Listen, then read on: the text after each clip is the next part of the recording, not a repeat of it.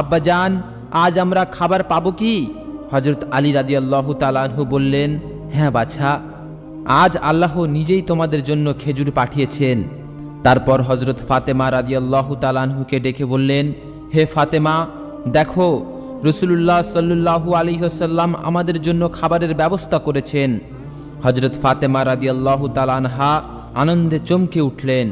হে আমার প্রিয় স্বামী, এই নরম, সুগন্ধি ও সুন্দর খেজুরগুলো কোথা থেকে এনেছেন? হযরত আলী রাদিয়াল্লাহু তাআলা আনহু বললেন, হে ফাতেমা, রাস্তার ধারে একটি শুকনো খেজুর গাছ থেকে এই খেজুরগুলো নিয়ে এসেছি। হযরত ফাতেমা রাদিয়াল্লাহু তাআলা আনহা বুঝলেন এটি আল্লাহর একটি নিদর্শন। তিনি হাসান হুসাইনকে খেজুর দিলেন এবং সবাই মিলে আল্লাহর শুকরিয়া আদায় করে হৃদয় ভরে সেই খেজুরগুলো খেলেন। তারপর হযরত ফাতেমা রাদিয়াল্লাহু তাআলা আনহা আবারও কাঁদতে কাঁদতে আল্লাহর কাছে দোয়া করলেন, হে আল্লাহ, আমি জানি তুমি কখনো রহমত থেকে কাউকে হতাশা করো না। তুমি ইচ্ছা করলে মৃত গাছকেও জীবন দিতে পারো। আজ আমি নিজের চোখে তোমার রহমত ও ক্ষমতা দেখেছি।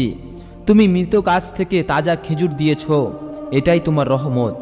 কিন্তু হযরত ফাতেমা রাদিয়াল্লাহু তাআলা আনহা এত বড় হৃদয়ের মালিক ছিলেন যে তিনি এটি শুধু নিজের জন্য রাখলেন না, নিজে ক্ষুধার্ত থাকলেও তার কিছু গরিব ও দরিদ্রদের দিয়ে দিতেন। এদিকে আবু জাহালের হৃদয়ে বলল, মৃত গাছ থেকে তাজা খেজুর, এটা নিশ্চয়ই মুহাম্মদ সাল্লাল্লাহু আলাইহি ওয়াসাল্লামের কারণে। হয়তো এটি জাদু নাকি নবুয়তের নিদর্শন, আমি এর পরীক্ষা করব।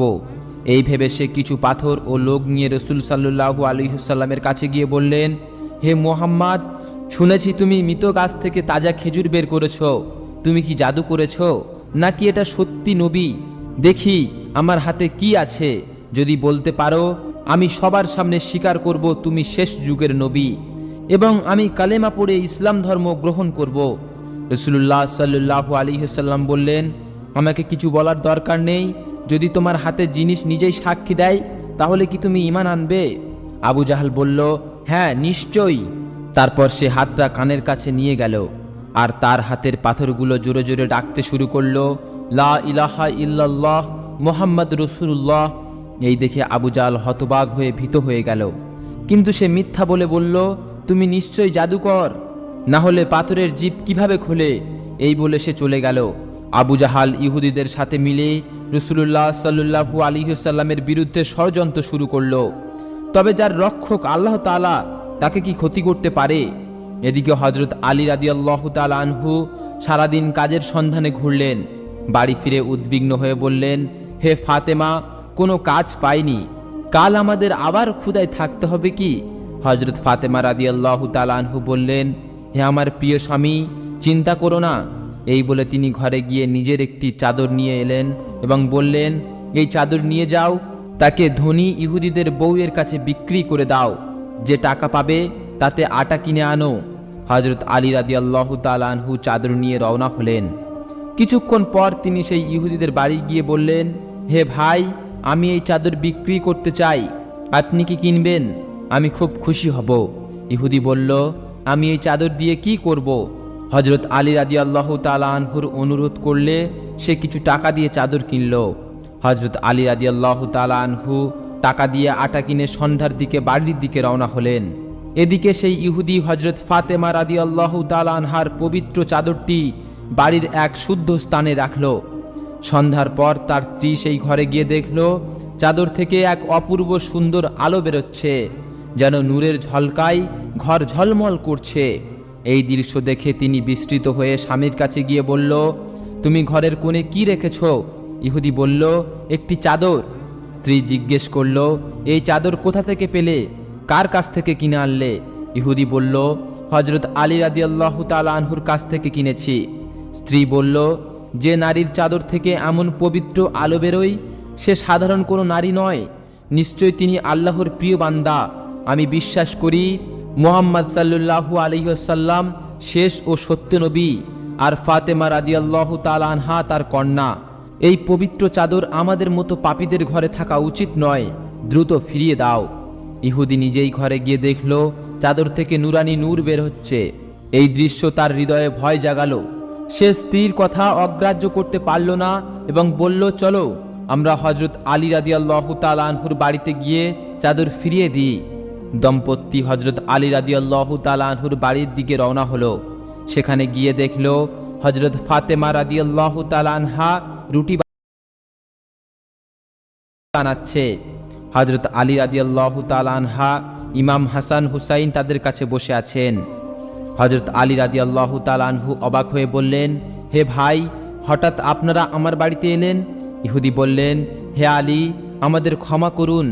তার স্ত্রী চাদরটি নিয়ে হজরত ফাতেমা রাদিয়াল্লাহু তাআলা আনহার কাছে গিয়ে বলল, হে নবীর কন্যা, জান্নাতের সর্দারিনী বিবি ফাতেমা রাদিয়াল্লাহু তাআলা আনহা, এই চাদর ফিরিয়ে নিন। এটা আমাদের মতো লোকের কাছে থাকার যোগ্য নয়। হজরত আলী রাদিয়াল্লাহু তাআলা আনহু বললেন, হে ভাই, আমি এই চাদরের টাকায় আটা কিনে খেয়ে ফেলেছি, এখন কিভাবে টাকা ফেরত দেব? ইহুদি বলল, হে আলী, চিন্তা করবেন না, আমার টাকা ফেরত দিতে হবে না। এই চাদর আমরা উপহার হিসেবে ফিরিয়ে দিচ্ছি, শুধু আমাদেরকে ক্ষমা করুন, আমরা ইসলাম গ্রহণ করতে চাই। পরের দিন হজরত আলী রাদিয়াল্লাহু তাআলা আনহু দম্পতিকে নিয়ে রসুল সাল্লাল্লাহু আলাইহি ওয়াসাল্লামের কাছে গেলেন। ইহুদি বললেন, হে আল্লাহর সত্য ও প্রিয় রসুল, আমাদেরকে ক্ষমা করুন এবং আমাদের কালেমা পড়িয়ে ইসলামে প্রবেশ করান। রসুলুল্লাহ সাল্লাল্লাহু আলাইহি ওয়াসাল্লাম তাদেরকে কলেমা পড়ালেন এবং তারা ঈমান আনল। এই ঘটনা সর্বত্র ছড়িয়ে পড়ল। দূর দূরান্ত পর্যন্ত শোনা গেল যে শহরের ধনী ইহুদি মুহাম্মদ সাল্লাল্লাহু আলাইহি ওয়াসাল্লামের হাতে ইসলাম গ্রহণ করেছে। ইহুদি সম্প্রদায়ের নেতারা তার কাছে এসে বলল, এটা কি সত্যি যে তুমি মুহাম্মদ সাল্লাল্লাহু আলাইহি ওয়াসাল্লামের হাতে ইসলাম গ্রহণ করেছো? ইহুদি বলল, হ্যাঁ, এটি সম্পূর্ণ সত্যি। আমি তাদের আশীর্বাদ দেখে বিস্মৃত হয়ে গেছি। আমার মনে হয়েছে ইসলাম সত্য ধর্ম, তাই আমি কালেমা পড়তে বাধ্য হয়েছি। এই শুনে নেতা চুপ করে মাথা নিচু করে গেল। এদিকে হজরত আনাস রাদিয়াল্লাহু তাআলা আনহু মুহাম্মদ সাল্লাল্লাহু আলাইহি ওয়াসাল্লামের কাছে গিয়ে বললেন, হে রাসূলুল্লাহ, শুনেছি অনেক ইহুদি ইসলাম গ্রহণ করেছে, তাদের জন্য খাবারের ব্যবস্থা করতে হবে, কিন্তু আমার কাছে যে খাবার আছে তা কয়েকজনের জন্য যথেষ্ট। এত বড় পরিমাণ খাবার আমি কোথায় থেকে আনব? রাসূলুল্লাহ সাল্লাল্লাহু আলাইহি ওয়াসাল্লাম বললেন, তুমি আজ ফাতেমা রাদিয়াল্লাহু তাআলা আনহুর কাছে যাও, তাকে নিয়ে আসো। তোমার কাছে যে অল্প খাবার আছে আল্লাহ তাআলা তার বরকত দিয়ে সবার জন্য যথেষ্ট করে দেবেন। একটি অন্য দেশ থেকে প্রায় 100 জন ইহুদি ইসলাম গ্রহণের উদ্দেশ্যে রওনা হয়েছিল। দীর্ঘ পথ পার করে তারা শেষে রাসূলুল্লাহ সাল্লাল্লাহু আলাইহি ওয়াসাল্লামের কাছে উপস্থিত হলো। রাসূলুল্লাহ সাল্লাল্লাহু আলাইহি ওয়াসাল্লাম তাদের কালেমা পড়ালেন এবং ইসলামে প্রবেশ করালেন। তারপর তিনি হজরত আনাস রাদিয়াল্লাহু তাআলা আনহুকে ডেকে বললেন, হে আনাস, তুমি এই মুসলিম ভাইদের খাবারের ব্যবস্থা করো। হজরত আনাস রাদিয়াল্লাহু তাআলা আনহু উদ্বিগ্ন হয়ে ভাবলেন, এত লোককে আমি কিভাবে খাওয়াবো? আমার কাছে তো খুবই অল্প পরিমাণে খাবার আছে। তবুও তিনি বললেন, হে আমার প্রিয় নতুন মুসলিম ভাইরা, এসো, তোমাদের জন্য খাবারের ব্যবস্থা করা হয়েছে। সবাইকে নিয়ে খাবারের ব্যবস্থা করলেন। হজরত ফাতেমা রাদিয়াল্লাহু তাআলা আনহা উভয় হাত তুলে আল্লাহ তাআলার কাছে দোয়া করলেন। আল্লাহর অসীম রহমত ও বরকতের দ্বারা রাসূল সাল্লাল্লাহু আলাইহি ওয়াসাল্লাম ও হজরত ফাতেমা রাদিয়াল্লাহু তাআলা আনহার হাতের মাধ্যমে সেই অল্প খাবার 100 জনের অতিরিক্ত লোক হৃদয় ভরে খেল এবং তবুও খাবার বাকি রইল। আল্লাহ রাব্বুল আলামিন সেই দিন তাদের দোয়ার মাধ্যমে অপরিমের বরকত দান করলেন। একদিন জান্নাতের সর্দার হজরত ফাতেমা রাদিয়াল্লাহু তাআলা আনহা একটি প্রয়োজনে তার প্রিয় পিতা নবী করিম সাল্লাল্লাহু আলাইহি ওয়াসাল্লামের ঘরের দিকে রওনা হলেন। হঠাৎ একটি উট কোথা থেকে এসে সালাম করে বললেন, হে জান্নাতের রানী হজরত ফাতেমা রাদিয়াল্লাহু তাআলা আনহা, আপনি রহমানের প্রিয় নবীর ঘরে যাচ্ছেন, দয়া করে আমার পিঠে চড়েন, আমি আপনার সেবায় উপস্থিত থাকব, আপনি আমাকে নিয়ে যাবেন। উটের মানুষের মতো কথা শুনে হজরত ফাতেমা রাদিয়াল্লাহু তাআলা আনহা বিস্মৃত হয়ে গেলেন। আল্লাহ রাব্বুল আলামিনের এই অপূর্ব ক্ষমতা দেখে তার চোখ ভিজে উঠল। শুকরিয়া আদায় করে তিনি উটের পিঠে চড়ে রওনা হলেন। যখন মসজিদে নববীর সামনে পৌঁছালেন, উট তাকে নামিয়ে দিল। উট মাথা নিচু করে নীরবে দাঁড়ালো। হজরত ফাতেমা রাদিয়াল্লাহু তাআলা আনহা স্নেহে তার মাথায় হাত বুলিয়ে দিলেন। তুমি কিছু বলতে চাও? তখন উট মাটিতে শুয়ে পড়ে বলল, হে সম্মানিত নারী, জান্নাতের সর্দারিনী হজরত ফাতেমা রাদিয়াল্লাহু তাআলা আনহা, আমি রাসূলুল্লাহ সাল্লাল্লাহু আলাইহি ওয়াসাল্লামের সাথে কথা বলেছি। খাইবারের যুদ্ধে তিনি আমাকে পেয়েছিলেন। আমি আগে একজন ইহুদির কাছে ছিলাম। একা থাকলে শুনতাম চারিদিকের গাছ লতা পাহাড় আমাকে বলতো। আমি আগে একজন ইহুদির কাছে ছিলাম। একা থাকলে শুনতাম চারিদিকের গাছ লতা পাহাড় আমাকে বলতো, হে মুহাম্মদ সাল্লাল্লাহু আলাইহি সাল্লামের উট, আমাদের সালাম গ্রহণ করো, তুমি ধন্য, শেষ নবী দুনিয়া ও আখিরাতের বাদশার কাছে তোমাকে গ্রহণ করেছে। জঙ্গলের জন্তুরা বলতো, সাবধান, কেউ মুহাম্মদ সাল্লাল্লাহু আলাইহি সাল্লামের উটের কাছে যাবে না, নইলে ধ্বংস হবে। হে ফাতেমা রাদিয়াল্লাহু তাআলা আনহা, আমার সালাম গ্রহণ করুন এবং নবী করিম সাল্লাল্লাহু আলাইহি সাল্লামের কাছে আমার সালাম পৌঁছে দিন। এই বলে উট শেষ নিঃশ্বাস ফেলল।